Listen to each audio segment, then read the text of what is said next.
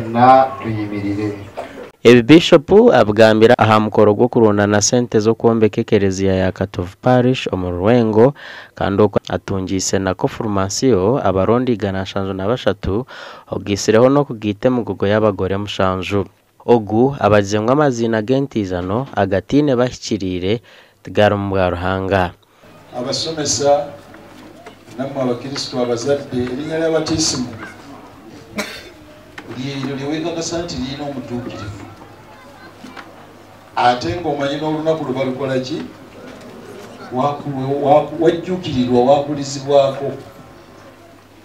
Ekyo mukinyiikirire bannange mmwe abazadde mumanye ensonga kubanga ffe tukkiriza nti omutuukirivu ali mu maaso ga Katonda butereevu awolereza. Leero ahabwa bombeka ekereziya egi abantu bashabira okwombekera Mukama n'akamanyiso k'obumwe okwikiriza n'entunguuka. Kubanga bino byebakola tebabikolera bo bokka, bannange mubikolera baana bammwe n'abaana b'abaana bammwe. So bw'oba owaayo tolowooza nti kyokola okikolera gwe ng'omuntu oba tokitwala ng'ekintu kitono. Ky'owaddeyo kyonna Mukama Katonda kyaniriza era kyebaza. Era mbasabira omukisa nti Mukama abongereko awo we mujje.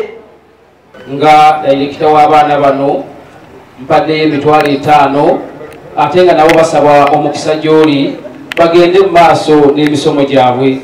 Esente zirukwingana $303 cash nizo zirundiinwe okwirira hihi n'embalirira ya $150 ez'okumaliriza omurimo nigwo gumwe. Gasha kwa Sande K. William.